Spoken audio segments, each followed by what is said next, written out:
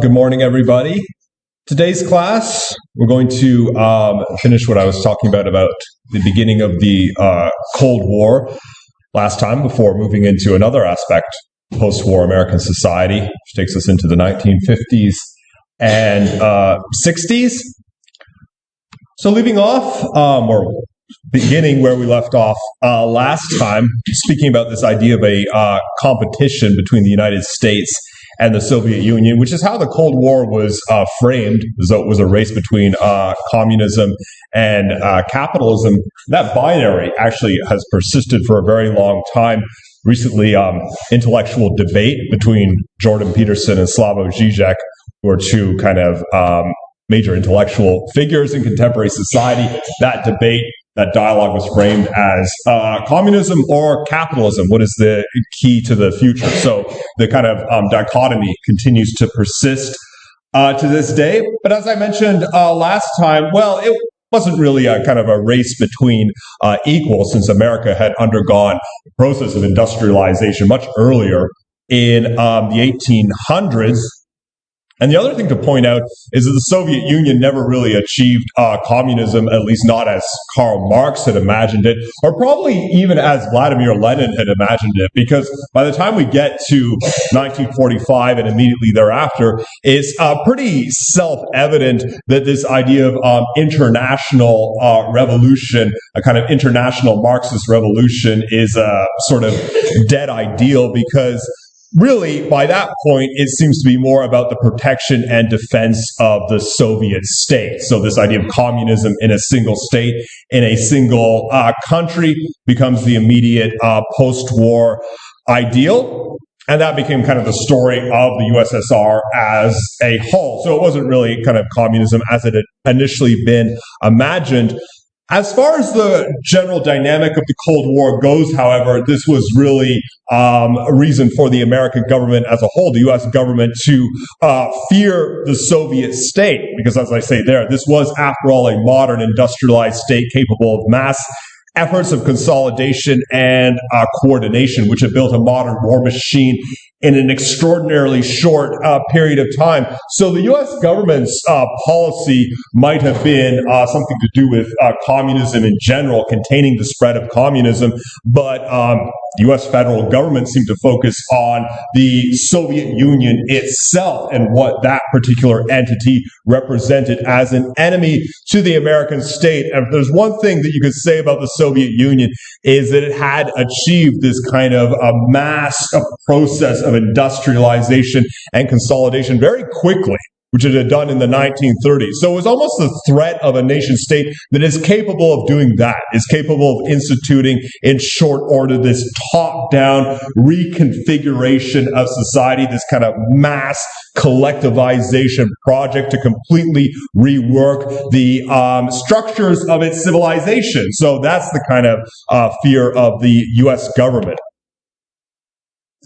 Nonetheless, having said that, and that's just the kind of American government's point of view, it is fairly evident that communism itself, socialism itself, depending on how you want to define it, did provoke a visceral reaction in American culture. So it wasn't just about the U.S. government's enemy state. It was also about the idea of it and the ideology of it, because this seemed to define the immediate post-war period. There had been previously a Red Scare, basically beginning in 1919, immediately after the Russian Revolution, but there was even a profounder one in the years from roughly 1947 to 1957, when communism was being treated as the kind of antichrist in American society, an insidious, sinister force that was not only present overseas in a tyrannical government like in the Soviet Union, but was also present within American society, that it was worming its way into the workings of American culture and threatening to bring down the United States from within. And it's not as though that narrative has gone away or died. I mean, it's a story that we hear today right now. I mean, this is one of the kind of big talking points for the alt-right or MAGA country, linking socialism to Marxism to totalitarianism as a force that is working within American culture at the present moment. So why the visceral fear of communism extends beyond just the American government telling its people that they have to hate this other country or this other style of government. Of course, that's part of it, but it's kind of woven into the American psyche as well. And here are just three things to think about, because as is typical with this kind of idea of hating another system of beliefs or a set of ideological practices, typically comes down to fearing them, being afraid of what they represent. That's certainly the case with communism. There are three we're thinking about. Say there, fears of the government, fears of the future, and fears of racial tensions or a multiracial society. First of all, fears of the government. And here is an idea that I've touched upon repeatedly in the class, the idea of American individuality and the whole valorization of the individual as the basic unit of any country, an ideal that was cultivated with the American frontier thesis. Remember that. The notion that American democracy is not really located in institutional centers of power, certainly not located in the government, not even located really in that supposedly sacrosanct document, the Constitution. No, American democracy exists far away from the centers of power on the frontier, and it is about individuals living free of government restrictions. So the kind of subtext of that is that an overarching political system, a bureaucracy, a government is always an impediment to freedom. In fact, its basic purpose is curtailing and quenching the ideals of egalitarianism or living freely. And there you see again one of the productions of frontier life in the 19th century West. The idea of pioneers moving out onto the frontier, getting away from the government. Well, you look at communism and the Soviet regime, and this is how it became associated in a kind of collective American imagination. Communism in general represents the tyrannical, authoritarian government that tries to kill off individual freedom and tries to regulate people's lives, tells them what to do, tells them what to think. Well, if you look again at the Soviet Union, it's not as though that perspective was completely unfounded, because the USSR did build itself into that kind of quintessential police state with its various systems of spying and surveillance, and certainly a lack of individual freedoms and rights. So that kind of perspective meshed well with a general American fear of just government in general. And of course, that idea continues to persist, especially in the conservative circles, which are always advocating for smaller government interference.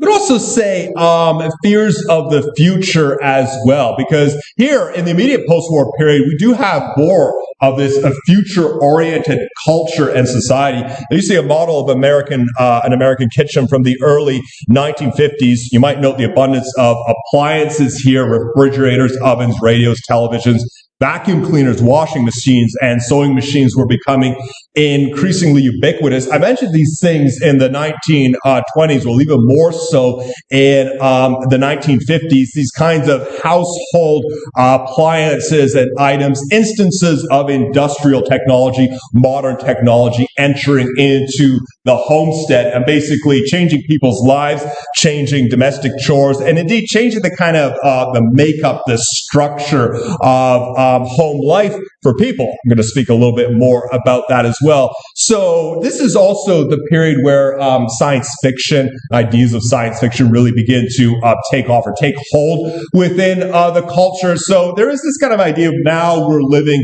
in a much more futuristic world, that the future is kind of entering into our spaces. And not only that, but we're getting a better idea of what the future will entail. Well, all this new technology is a potential source of threat, or at least can be, depending on your perspective. And we can think about this in relation to, say, television and cinema, just to take one example. During the height of the Red Scare, again, 47 to 57, fears circulated that television and cinema were rife with secret coded messages that were promoting communism. That's actually what they thought at the time, and it was indeed a big point with the kind of Red Scare mania cultivated by Senator Joseph McCarthy, among others. The idea that when you watch a television program or you watch a movie, it's not just about the story of that particular show or film. I mean, that has a story, and it might just be an action flick, an adventure flick, and you're just seeing something on the surface. No, that there is also this kind of hidden message woven into it.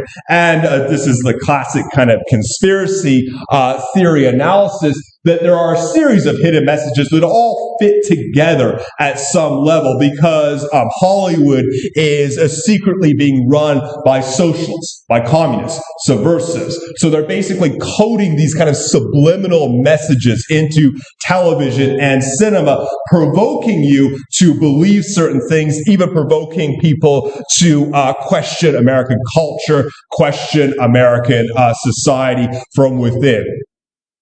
And we can understand how people have these perspectives, because it is true when we get into the post-war period. Here we have the construction of the largest, most elaborate, and most sophisticated propaganda apparatus in human history, which is indeed television and film, because here we have a whole slew of just visual messages and narratives that are fed to people, which can be just entertaining on the surface level, but do indeed contain messages, even when they're unintentional, right? That's the idea, because films, they're representatives, they're reflections of the culture. So they're going to tell you something about the culture that you're living in. And it is a small step for some people to just take the next leap and to say, well, there's this little coterie and cabal of people who are controlling those messages. It's never the case, right? There never is this kind of secret inner circle. Society is way too disjointed and chaotic for that to actually exist. But that's the step that people take. Well, all of the messages fit together into one overarching kind of subversive message. Fears of the future in general of where society is going, because here, I might have showed you this earlier, Karl Marx's basic understanding of the different stages that society was supposed to pass through, and he's thinking about this in a global sense. And Marx was writing during the 1800s, when capitalism was becoming more and more entrenched, clearly as the dominant material paradigm, which for Marx had grown out of feudalism, which had come out of the slave societies that existed in classical antiquity, primitive communism, which takes us back even further into human history. Key point is that for Marx, it is an organic, even inevitable movement that we transition out of capitalism, out of the current material paradigm, and into socialism, and then subsequently into communism. So you think about it from the perspective of the 1950s, there's this kind of model that socialism and communism represent the future. That's the direction we're going in, but the future is this period of uncertainty with all this kind of modern technology, and so it kind of fosters or cultivates this fear about where we're going in the future and what's actually going to emerge down the line. Open question, of course, whether Marx's model is actually valid. We're still clearly in a capitalist material paradigm right now, but history moves much more slowly and painfully than perhaps Marx might have conceived. And finally, fears of a multiracial society. This takes us into today's topic on the civil rights, and also into the roots of communism in America and other places as well. There you see some of the original Russian revolutionaries, some of the old Bolsheviks, the original architects of the Russian Revolution in 1917. And on the right, you have Karl Marx, the philosopher, economist, and revolutionary founder of Marxist ideology. There you see Vladimir Lenin and Joseph Stalin, actually, who subsequently became the two leaders of the Soviet Union. It was Stalin who was responsible for purging, executing most of the old Bolsheviks who had participated in the revolution. Many of the original old Bolsheviks were of Jewish descent, though the general orientation of communism was atheist. This included Marx and also another very famous old Bolshevik, eventually murdered on Stalin's orders, Leon Trotsky. And this connection fueled Adolf Hitler's conspiracy theory that communism was secretly a Jewish plot to take over the world. Again, it's just that simple sophomoric leap. Make this kind of identification. Well, most of the communists and Marxists are people of Jewish descent. Thus, they're working together to take over the world in this kind of insidious, sinister manner. Another idea I mentioned previously, or it might have been actually last semester. Yes, many of the old Bolsheviks were of Jewish descent, but this doesn't prove that this is some secret plot on their part. Rather, what it proves is that Jews are persecuted minorities within a lot of societies, including Tsarist Russia. Thus, they're attracted to revolutionary movements. They're interested in remaking the social order precisely because of subjugation and oppression and anti-Semitism within their society. So it's actually the other way around. It fosters revolutionary ideals. But this was enough from the kind of American perspective, because it's true that prior to the post-war period, so in the 1930s and 1940s, if you look at communist movements in American society, a lot of Jewish people and also a lot of African Americans associated with communist movements, because this really was communism and socialism in the pre-war period. It was about labor rights, but it was also about a revolutionary restructuring of a American society, which again attracts people who are persecuted minorities within the society, attracts people who are not necessarily buying into this narrative about American liberty and progress, because they feel it does not apply to them, does not apply to their situation. There you see an early 1960s billboard showing Martin Luther King Jr. attending a labor movement meeting in 1957. And this was one of those propaganda campaigns opposing Martin Luther King Jr., opposing civil rights in general during the 1960s. And that was the quickest, easiest, dirtiest way to foster opposition to civil rights, to say, well, the people who are promoting civil rights are actually just communists underneath it all. So there are people who are actually opposed to the ideals of American society, American culture, very common propaganda technique during the 50s and 60s. And again, you would think that these things would kind of morph or change over time. Well, they do change over time, but they don't necessarily go away, because here we are in the 2020s, and you continue to hear the same links, the same connections being made.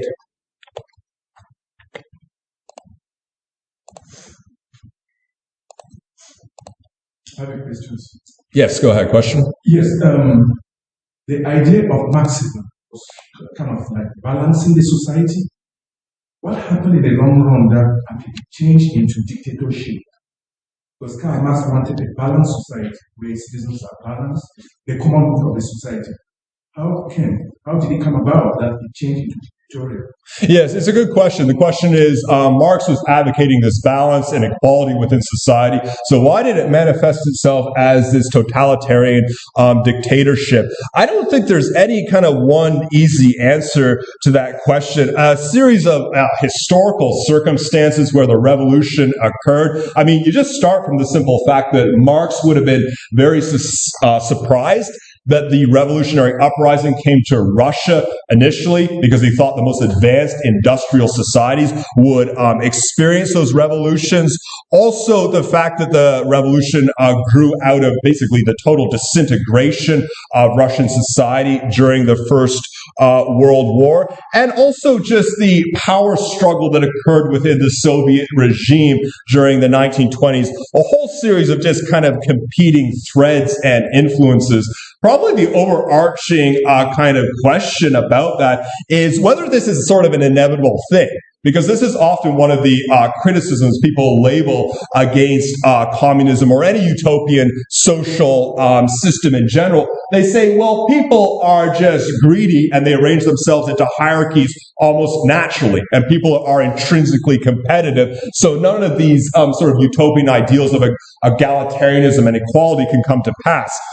I don't know if that's true, right? I mean, it's just impossible to say. I mean, I would hate to make some summarizing statement about what people are like, because we're both competitive and cooperative, greedy, and yet generous. We create horrible totalitarian societies, yet we strive for equality. So I don't know what people are like in the kind of broadest sense, but that is a kind of telling thing that happened in the 20th century.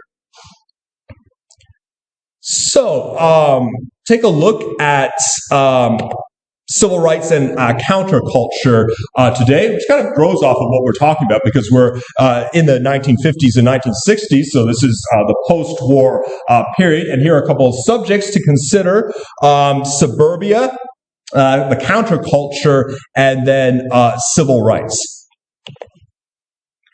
The topics when we're going to think about suburbia, the growth of the suburbs, which was this immediate post-war phenomenon, particular version of the American family, and the psychological tensions of suburbia. We have an image of American suburbia during the 1950s, what could only be described as a sort of idealized image.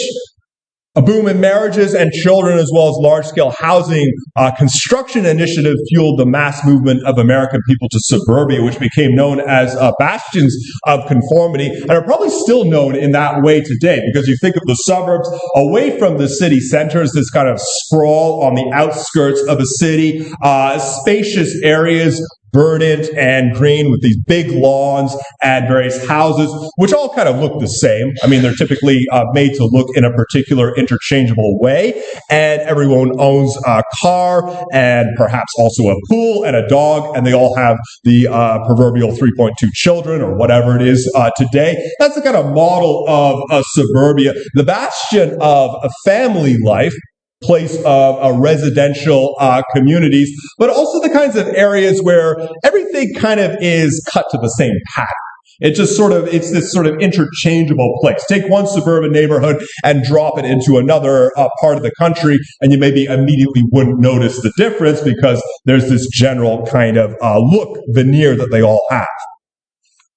This was just a practical thing. See there, the post-war construction of highways and affordable housing resulted in a suburban boom. Between 1950 and 1960, 13 million new homes were built in America, 11 million of them in the suburbs. And this was to suit the demands of families, because it wasn't just a housing boom, but also a boom in children as well. This was the baby boom generation. So there was an exponential increase at this time, but it wasn't necessarily an increase fostered by immigration, as had been the case in America. Really, it was just a lot of people being born all at once. So you had this kind of explosion of family life, explosion of children, and obviously the end of the war was the big triggering factor then, because now we have peace, thus there's a lot more families and people settling down. And also, I say there, the construction of highways, cars, the commuter culture as well. The idea that you don't necessarily have to live close to the place where you work. It might be more convenient to have a home that is just up the road from the place of work, because then you could just walk there. But in this era, there's the expectation that most people are going to own cars, so why not have a house far away from the place of work? You can just drive there. That's the basic idea here, gives rise to the growth of these suburbs. It's a particular version of the American family, perhaps embodied here in these kinds of images. Certainly middle class, overwhelmingly white as well, and a kind of conformist veneer of American culture in general. There you see a suburban community on Long Island, one of the original models for the segregated suburban community, where homes were sold beginning in 1947. What you have have during this period is a big rush out of city centers, and you have a lot of people taking up residence in the areas that surround cities, such as a place like Long Island, for instance, away from the center in Manhattan. And thus you also have a period of increasing segregation in American society, which is not necessarily a legalized segregation, not like in the American South, but a kind of de facto segregation that starts to occur where you have large concentrations of racial and ethnic groups in these particular pockets. And as people, predominantly white Americans, leave the inner city, then the inner cities become largely African American, with some recent immigrants also living there. This is a period in which you'd almost describe it as the decline of the American city, at least in terms of investment and infrastructure, because suddenly all the money, all the kind of tax money and the property money is being spent not in cities, but on the outskirts of cities. So you have this kind of donut effect that starts to emerge in American society at this time. That's not the case today, by the way. Now you have a lot more money and a lot more wealth in city centers as people start to live within the cores of cities, or some cities, I should say. It's not universally true, but you can see the long-standing effects of this, long-standing effects of de facto segregation in American cities. Detroit, for instance, city close to where I grew up, it's a very segregated American city, with a lot of money in its surrounding suburbs, but not a lot within the city center. Detroit actually declared bankruptcy, I think, about 10 years ago. Again, the consumer technology, just to give you the numbers, by 1955, 66% of all American homes had a television. So this good, which was, you might describe it as this kind of luxury item, well, this is the democratization of this piece of technology, because now we're talking about the majority of people can watch TV together. Overall electricity usage also surged during the post-war period. A lot of those consumer products I mentioned had been available previously, but now they were really available. I mean, it was just common, typical for people to have these things in their homes. And we see these kinds of waves and movements in the present day. You can remember back in the day, in the late 1980s, early 90s, it would have been unusual to have a computer in your home. Not a lot of people had them, but then you start to move forward in time and more people have computers in their home, till we reach the point where people just carry their computers around with them. So that kind of spread is something we see across different periods. TV dinners were introduced in 1954. There's something that's really that kind of image of, post-war suburban life, where it's the quick, easy meal that you make, and it's kind of futuristic as well, represents the future. So you can eat dinner together in front of the television, not talk to each other, but just watch these programs.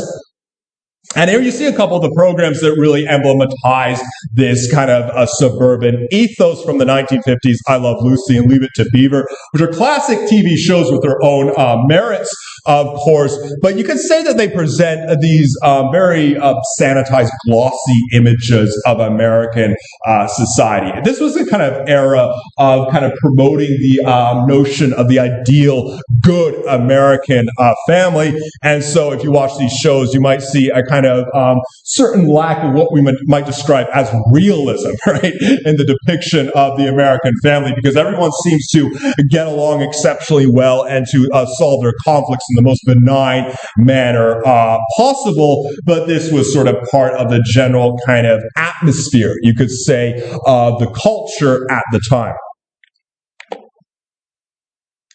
But suburbia, it's a strange kind of realm in modern society, a place, I would say, of different oppositions and contrasts. And this would have been true at the time, just as it is true today. And here are just a couple of different sides of this.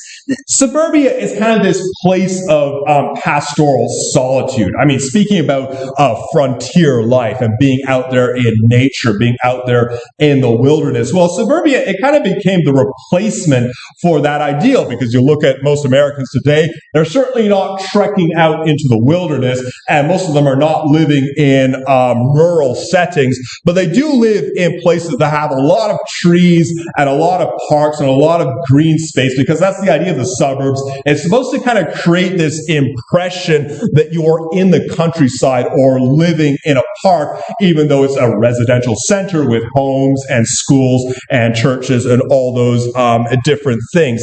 So it kind of tricks you into having that sense of living in pastoral solitude, or in the kind of close proximity to nature. But at the same time, it's also this place of kind of societal surveillance as well, because the thing with suburbia is you're never alone there, right? It's never just you and the natural world. You're always surrounded by people in the suburbs. And not only that, but you're surrounded typically by people who know you, because that's the kind of community environment, the people you grew up with, people you went to school with. There's this kind of sense of as soon as you have the encounter with solitude, it's immediately punctured or broken by the presence of another person. And as would be the case with psychoanalysis becoming popular as it did at this time, suburbia is kind of also the site of all the horrible memories from the past. Childhood and adolescent trauma, I mean, that becomes the kind of site of suburbia. So in many respects, it's the kind of place that people end up fleeing or trying to get away from, because all it does is remind them of the place they grew up in and all the bad memories that they just want to leave behind, right, when they get older. Corporate seriousness versus the demand to enjoy. I mean, these are just a couple of dichotomies. We could probably mention various others as well. The suburbs were originally built on that kind of corporate model. Yes, they're for families, but they're also for people working in business, and especially people working in what they call white-collar jobs or professional class jobs, which basically means not necessarily in factories, as had been the norm previously, but in offices, at desks, that kind of job. And so the suburbs become the place where all the people who work in the modern corporate world, this is where they live. And so this becomes part of the framing of the suburban context. But on the other hand, there's also this demand imperative to enjoy the space, to enjoy the parks, to enjoy whatever community activities are organized, to enjoy barbecues, lawn parties, all those things, because suburbia is kind of set up with this idea of the enjoyment, the pleasure of family life. But as I say, it's kind of a demand to enjoy, not enjoyment just for its own sake, but this kind of idea of you have to like this, right? You have to have fun. Even if you hate it, nonetheless, there's this kind of overarching sense of, well, the whole place has been set up, to cater to your needs and to make everything easy for you, to make the best of family life. So you have to be happy in this space.